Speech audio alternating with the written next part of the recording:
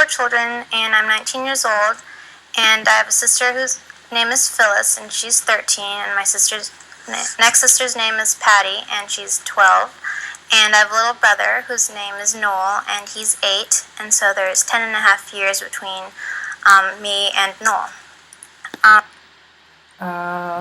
The Discord analysis could possibly be the ranking of the siblings for this segment. I was an only child for a very long time, and I was supposed to be an only child until I remember one Christmas where I asked my mother, I told my mother that instead of asking Santa for toys this Christmas, I wanted a baby sister instead. So a couple months later, I had a baby sister, and her name was Phyllis, and so she was born in April. And in June of 1984, we were preparing. So the discourse analysis for this segment could be maybe a self-analysis of her wanting a sibling. So she felt alone. So I'm thinking that her being aware of her need could be an analysis. For a big baptismal party for Phyllis, and she was going to get baptized at St. Charles Church. And we were going to have a lot of visitors over, probably about, I don't know, maybe 300 visitors. And in the process, my mom had a friend whose husband made cakes. And so my mom's friend's husband made a cake that was about 20 by 30. So it was a huge cake. It was decorated really nicely. And there was a stork on it, and there was a baby in the stork's beak. And I just remember how great a cake it was. And so the discourse for this segment could be the description of the cake. So how that cake looked, or appearance of the cake. my mom wanted to hide the cake, so like the visitors who were going to spend the night coming later that evening wouldn't see the cake, kind of, so she would keep it as a surprise for everybody else. And so she and her friend put the cake in a big box, and then we put it in our study. So later that evening, Let's see. Well, the discourse for could be placement of cake. my sister Phyllis's godmother came, and along with her godmother, she brought her husband and her 2 girls. And I was excited because, I was pretty much a very lonely child, and so having playmates was like a big deal for me, and I was really excited that I had a new sister named Phyllis who was born. And so the 2 friends that she would have could be the discourse, because it's, again, this reflects back to her wanting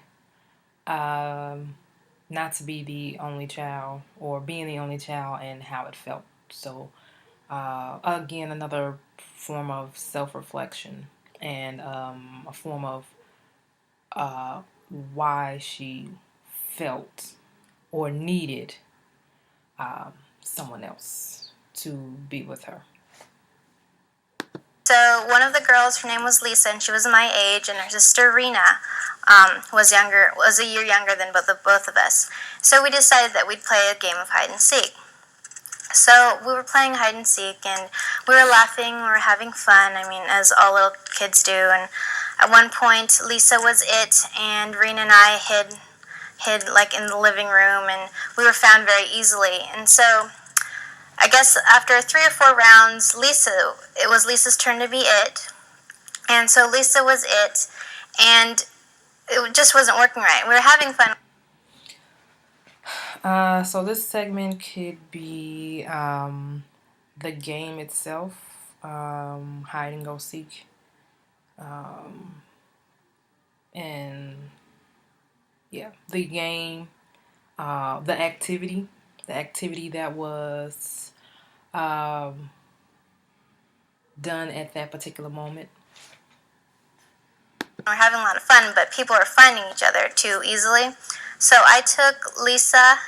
Lisa and I hid in the study room because I figured that would be the best place to hide. And so Lisa and I went to the study and we ran really quickly, and I remember the door slamming really loud, and it was a one. So the placement of the activity, the study room versus the living room. Um, the living room was good, but they were found quickly. However, the study room, it wasn't quite so easily. So that comparison of hiding places or location. Wonder that Rena didn't find us just by the sound of the door slamming. And so we were really tired. I remember laughing really hard. And Lisa decided to sit down. And Lisa sat down on the box that had the cake in it. And it was horrendous. I screamed because the box that she had sat on had the cake in it, and so part of the cake was ruined. So I screamed and I called my mom, and all I remember was I got spanked. I was 6 years old and I got spanked, whereas Lisa and Rena didn't get in trouble at all. This one could be, let me see, again, another form of, let's see, self-assessment. Well, it was a time frame of what happened at that to cause the reaction of the mom. So. But my mom said that it was my fault because this was my house and we weren't supposed to be in the study anyway, and the cake was ruined. This big, beautiful cake was ruined. So I kind of thought, when I was, little, I felt that was kind of an injustice for me because it wasn't my fault. All I did was go and play hide and seek. And I remember my dad telling. So this one is for sure a form of reflection of what happened, or that memory. The visitor the next day when the cake was out, about how the kids were playing, and that's why half of the cake was ruined. But that's something I'm never going to forget, kind of like one of my injustices. But I look back now and I laugh, and I'm sure my mom laughs too. So again, this is another self-reflection, a self-assessment of what she felt should have happened, what she did. So what happened in that time, in that particular memory, and what happened. So it was how she felt, or what she felt should have happened, and why she felt it should have happened this way versus the other way. Okay. I guess I can. So I'll retell the story. My name is Pam Casasso.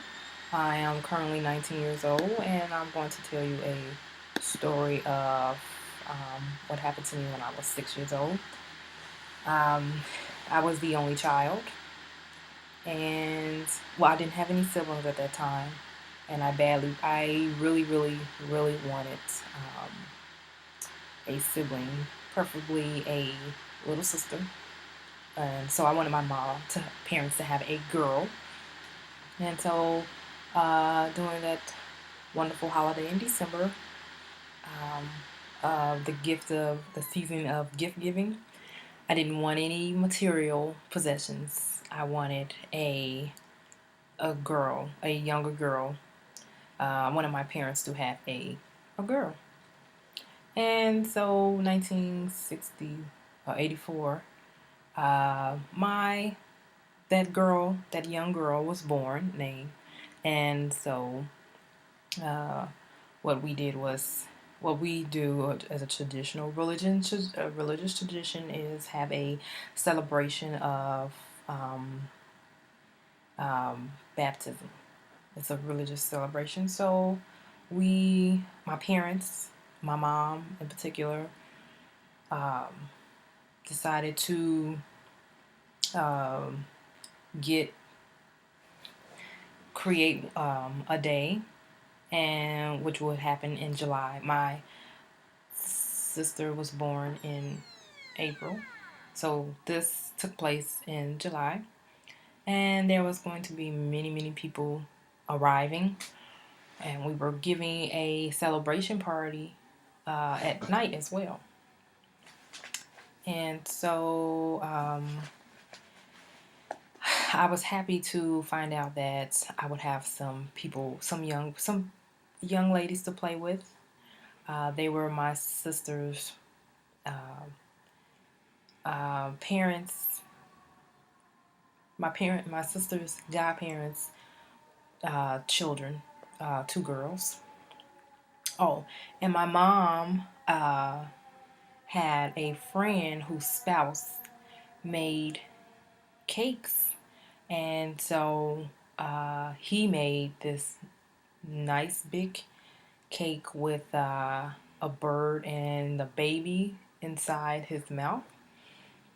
And my mom and her friend did not want the visitors to see that.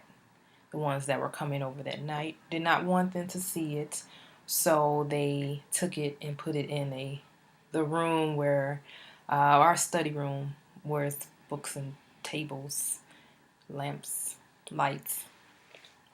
And so the two young girls came over and we played a game. We played a couple of games of hide and go seek a couple of times. However, it wasn't challenging enough because they were finding us in the living room quite easily. So we wanted to make it a little bit more challenging by hiding in the study. And so Lisa and I noisily went into the study room noisily, and we forced the door shut. It was very loud. Surprisingly, Raina did not pick up on it, and so we were giggling profusely, and Lisa sat down on the box of the nice creative cake, and I shouted for my mother, and my mother came in very upset and whooped me. And as I reflect back, I think that was not fair. But her explanation was that that was my house and I had responsibility to make sure that things were going well, and we weren't supposed to be in that room to begin with, so I am to blame. And so my father explained to the guests the reason why the cake was messed up, and he said that we were basically negligently playing.